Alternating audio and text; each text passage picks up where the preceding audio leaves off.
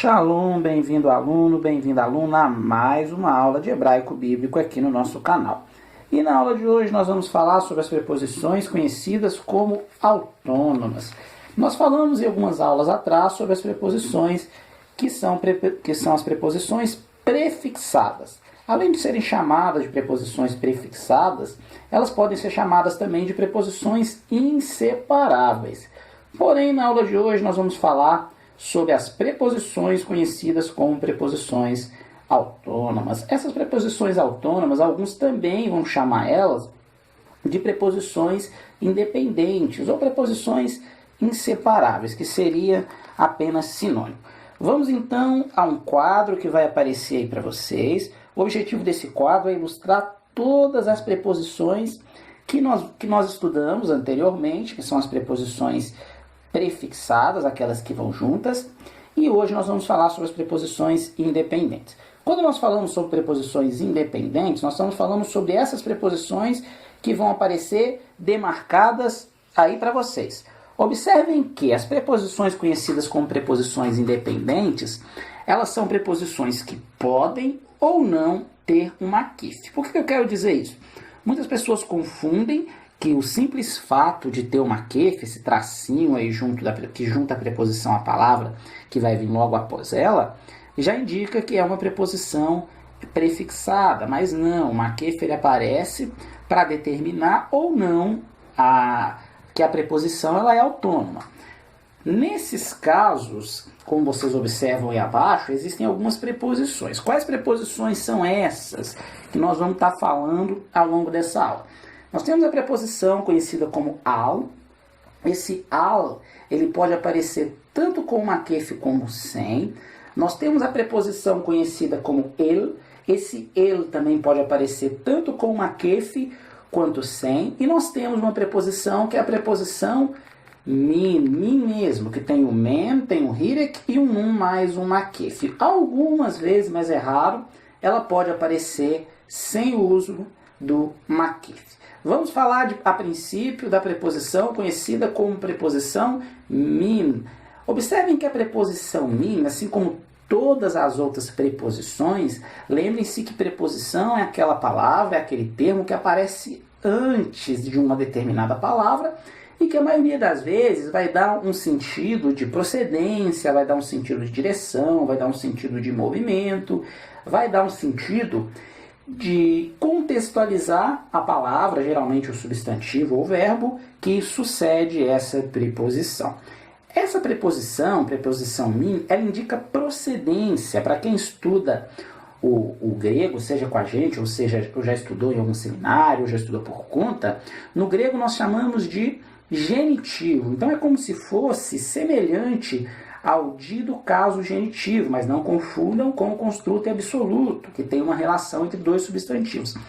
Nesse caso, a maioria das vezes, quando aparecer esse min, ele vai ser traduzido pelo di, indicando a procedência. Vem de, indicando de onde que procede aquele determinado elemento, aquele determinado item, aquele determinado substantivo.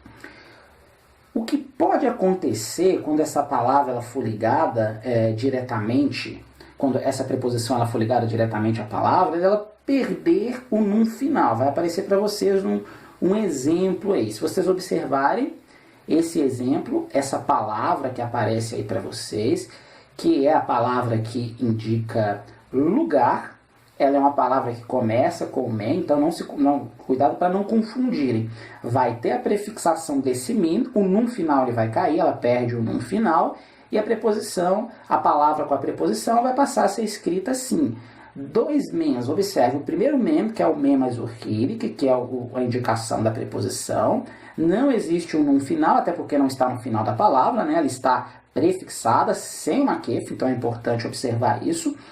E como houve a queda do nun, automaticamente é importante que tenha a dobra, a indicação da dobra da consoante, da primeira consoante, que é esse pontinho, esse dagueche dentro desse segundo men que aparece aí na palavra. Outra coisa importante para a gente entender é que se existir uma consoante inicial da palavra que ela seja um Yud, e esse Yud estiver acompanhado de um Sheva, ou seja, se é um Sheva Yud, o Sheva vai desaparecer. O exemplo que eu deixo para vocês é a palavra Judá, que fala, né, traduzida fala sobre a cidade de Judá, ou a tribo de Judá. Observem que mostrei o exemplo para vocês só a palavra Judá, agora o exemplo da palavra com o mi, que é a preposição men mais o hirik. Como tinha ali um Yud com o Sheva cai, a palavra, o restante da palavra é escrita normalmente. Outra regrinha que acontece, que antes de consoantes guturais, ao invés dela ser o mi, o men com hirik, ela vai ser o men junto com serê, então troca-se a vogal, na maioria das vezes.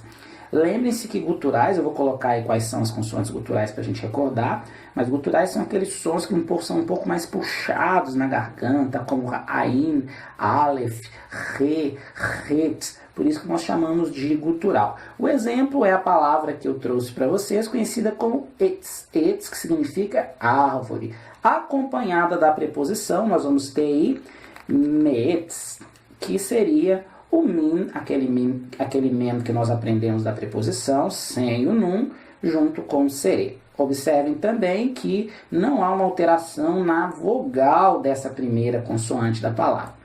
Outra coisa que pode acontecer é, antes de artigos, a forma, né, que é a forma normal lá do min, que é esse men mais o hirik mais o num, ela aparecer na forma reduzida, que é o men apenas com serê. Por isso, por exemplo, vou colocar uma outra palavra aí para vocês. Essa palavra que aparece, que é a palavra etz, como nós vimos que é a palavra árvore, a preposição pode aparecer em outras formas, que vai ter o mesmo significado de árvore. Isso é só para a gente entender as alterações. Aparecer um artigo, vai aparecer da mesma forma o men junto com o serê, mas continua o mesmo sentido, mesmo se ocorrer a troca dessa vogal junto à preposição men. Vamos para outra preposição, agora a preposição el. Observem que essa preposição ela é uma preposição que algumas pessoas confundem muito com a preposição al, mas muitas vezes uma vai ser usada com o mesmo sentido da outra, mas o que acontece muitas vezes é que essa preposição ela é usada junto com sufixos. Sufixos são aqueles trechos, aquelas terminações que vão aparecer depois da raiz da palavra. Não são quaisquer sufixos, mas são sufixos pronominais, para indicar qual é a pessoa que está se referindo. Por exemplo, se é a primeira pessoa do singular eu, a segunda tu, a terceira ele, se é a primeira do plural nós, se é a segunda vós ou se é a terceira eles. Esse é o objetivo de se usar a preposição ele junto com o sufixo. O significado dessa preposição, a maioria das vezes, vai ser para ou em direção a. Então é importante ter isso em mente, indica um direcionamento ou um movimento, né? Por isso que ela pode ser traduzida com para, a, em direção, até e outras de acordo com o contexto.